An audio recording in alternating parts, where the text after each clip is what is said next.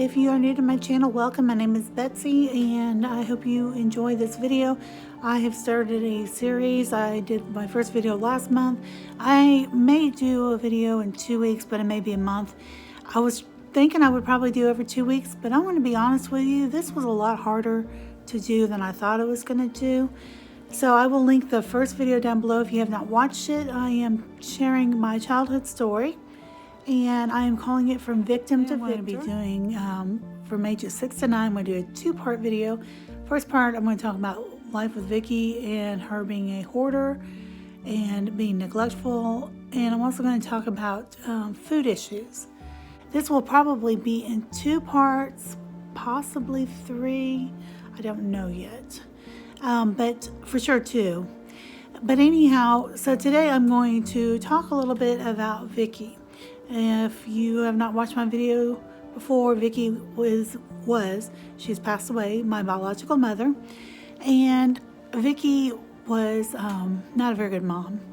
Not that she didn't love us, and I know she loved us, but I think some people just don't have that mothering skill or fathering skill. I think a lot of it is instinctual, but there was something missing for her, and she knew kind of what to do, but she wasn't very good at it. So what I'm going to talk about today is a little bit with life with her. Now, Vicky had a rough life. She was a very sickly child. When she was very young, grade school age, she got rheumatic fever. It was rheumatic fever, and she was bedridden for months, and she had to have a tutor come in, and when it was all said and done, she ended up losing a majority of her hearing. So she was basically deaf. She wore hearing aids, and she read lips. She did know sign language, but she never taught us. And so we just spoke to her like we would speak to anybody else. She could read our lips and understood what we meant or wanted. But there were downsides to that, which I will talk about in a future video. But anyhow, she did love us. I don't doubt that at all. But she just was not a good mom. She was very neglectful. She was never physically abusive or sexually abusive or mentally abusive, but she was very neglectful. When she first left Charles, my biological father, things were pretty smooth. We were in a happy environment, a clean environment. Everything was nice and neat and organized, and we were happy. She went to work. She got a job pretty quickly after leaving him. She went to work for the University of Illinois in Champaign, Illinois, and she worked there for many, many years. So she actually worked there until she was forced to retire at an early age in her early 50s due to early onset Alzheimer's. So anyhow, she had held down a job for all those years, but we lived in filth. And I'm not talking like the house is dusty, because my house is dusty. I don't like the dust. My daughter comes and cleans for me. She's supposed to be cleaning once a month, but she's been slacking, I'll be honest with you. So anyhow, I'm talking filth. Disgusting. And I think that's the way I am today about cleanliness, is because of the way I lived as a child. And if you've ever watched the show Hoarders, that show totally stresses me out, but I love to watch it for 2 reasons. One, I like to see that people work through the hoarding issues, and I like to see the before and the after. I also like it because it's fascinating to me, and it reminds me that I don't want to be like that. Now, my husband jokes that I'm a hoarder. I do have a lot of stuff, I'm not going to lie, but it's not overwhelming. It's not stuff just shoved places that I don't use. I do a purge I've been doing once or twice a year, which I'm working on a purge right now, and just getting rid of things that I haven't used, donating them if they're donatable, or giving them away, or I'm throwing them away if it's not of any use. So anyhow, those are why I kind of liked watching Hoarders. But if you watch Hoarders, now Vicky wasn't a hoarder of stuff. She didn't go to thrift stores or garage sales or Walmart, which there weren't Walmarts back then. Well, there weren't any in my area, or Kmart, which is her favorite store was Kmart. It was trash, literal trash. We if you've seen the Hoarders where there's trash and people walk on the trash and they have like a path through their home, that's what we lived in as a child. It was disgusting, so gross. If we needed a clean dish, we had to wash a plate to eat. She didn't keep dishes caught up. The kitchen was filthy. We had roaches. To this day, I can't stand roaches. Oh, but I don't do bugs. I don't like disgusting things like that. I don't like mice. I don't like bugs. Anything that's filth. And the other thing was, she didn't keep laundry caught up. And so a lot of times with school, with dirty clothes, I can remember digging through piles of clothes. They weren't in hampers or baskets. They were just piled everywhere. Digging, trying to find something relatively clean to wear. The other thing is that she did not bathe us very often. Now, mind you, I was very young, 6, 7 years old. You don't know how to give yourself a bath if you're not taught. She didn't teach us stuff like that. We would take a bath occasionally, but we would go to school dirty. We would go to school smelling bad. And school was not very pleasant for me in those early years, which I will talk about in an upcoming video. But anyhow, I remember I would have been probably 9. I don't really exactly remember, but I was probably about 9. At that time, I was walking home from school. I don't remember why I wasn't in daycare at that time, but anyhow, I remember walking home from school and coming home, opening the door, and we had been robbed, which the fact that I knew we'd been robbed was amazing because of the trash and the way the house looked. Well, I had called the police because I was like, we've been robbed, and I was scared. I called the police, and then I called Vicky and told her I called the police, and she had a come apart on me.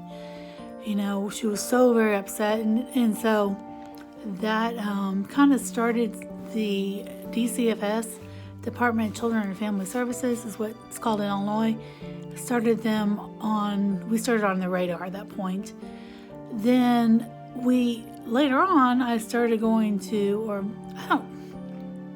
I don't remember exactly how this worked. I ended up in a daycare. I don't remember the timeline of if it was between a babysitter I had named Affie and me walking home. But anyways, maybe I was just walking home that day for whatever reason. I don't remember.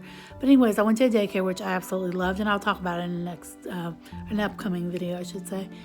But there was a lady there, super sweet woman, who felt sorry for my brother and I because we were dirty and we didn't smell the best. And I can remember her telling me that if I would take a bath and if I would keep myself clean, that she had a bunch of nice clothes for me. And I was very excited about that because I'm a girl. I like clothes. To this day, I love clothing. And so I remember that, and I remember her telling me that over and over. And well, it didn't work because I didn't know what to do. I tried the best I could, but like I said, you have to be taught to clean, whether it be your body or your home. And so I did not do very well, and once again DCFS was called on us, or on her, and we were taken away when I was 9. So, and we were put in foster care, and I'll talk about that in some future videos because I have a whole series on foster care. That's probably going to be a multiple part series because it was a multiple part deal for me. But anyhow, it was just rough with her. She was just not a very good parent. I don't know. And it was weird to me because my grandma and grandpa, her parents my grandma was an immaculate housekeeper. You could eat off her floors at any time. We weren't allowed to take food or drink outside the kitchen. She always cooked full meals, did the dishes immediately afterwards. She made sure we bathed. She made sure we were clean. And I can remember her talking to me about stuff and telling me I need to make sure I bathe and that. And so it's just, I don't know. I'm weird about things now. I shower daily. I don't wash my hair. If I'm going to straighten it, I don't wash it. But if I'm not going to straighten it, I have to wash it because I look like Don King in the mornings when I get up. I'm very, self-conscious about body cleanliness. I'm very, very weird about keeping the house clean. The house has to be clean at all times. I have a routine every morning. I get up, I make my bed, then I put the dishes away from the night before, because I do dishes before I go to bed or after we eat dinner. I make sure that I sweep the floors. I spot mop if I need to. I try to steam mop once a week. I make sure the couch is neat, the blankets are neat, everything is tidy, everything is in its place. And that's just my morning routine before I hop in the shower. And then, of course, I cook meal for us every night, and I do my dishes as I go. I do up the plates and that after we're done. Sometimes I put them away that night, but generally speaking, I let them just air dry. I don't have a dishwasher. I am the dishwasher, which is no big deal to me. I don't mind doing dishes at all. I do laundry multiple times a week. I sort it, I wash it, I dry it, I hang it up, I fold it, and I put it away. I don't like things to be just out of sorts and messy. I get very, very stressed when things are not neat and tidy. It's just the way I am, and I think a lot of it goes back to that. So, yeah. So as far as the food issues go, Vicky she had a lot of financial problems. I didn't know as a child, we didn't know much. I talked about that in a video previously about my childhood Christmas memory. How, looking back, I realized my grandparents did our Christmas shopping for us.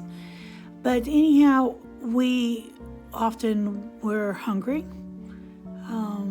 She did not always have very much food.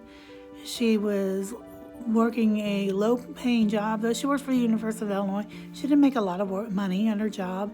She was actually a key punch operator. I don't know exactly what that is. I can just remember going with her on Saturdays sometimes while she would work overtime. And my brother and I would kind of roam the office and play. And, but yes, she really struggled financially. Charles did not provide any sort of financial help for us. He was pretty much out of the picture from about maybe 6.5, 7 until I was close to 10. And so, anyways, we struggled. I remember some of the things that we would eat. We would eat ham and beans. Actually, we would eat beans. She wouldn't have ham in it. With cornbread and fried potatoes, which I actually like now, but as a kid I hated it. But, it was something we could eat, and it was cheap, it was filling. Another thing we ate was cheese toast, and she would make toast, and she'd make a cheese sauce.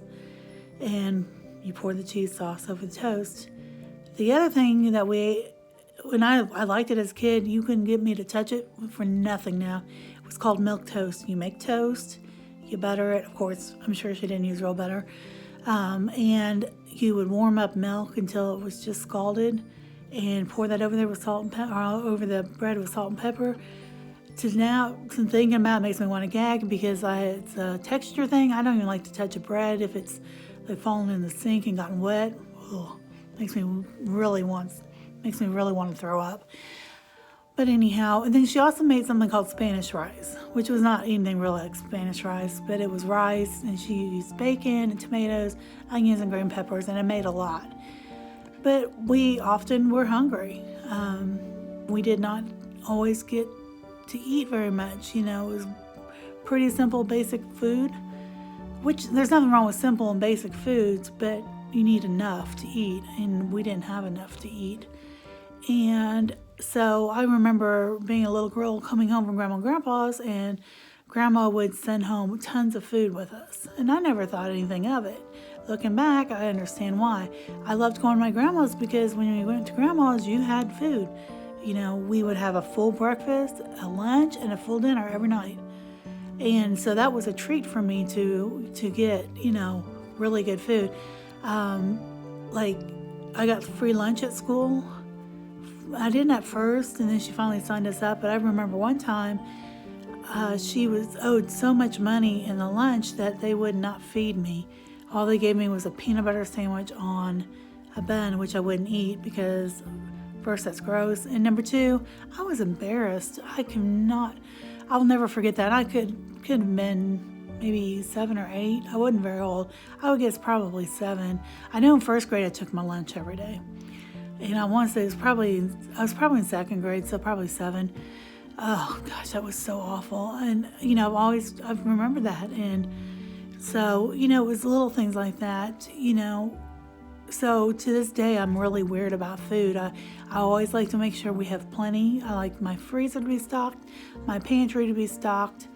I like to know that I have plenty of food, that I can make a variety of things, that I'm not going to go hungry. My kids weren't going to go hungry.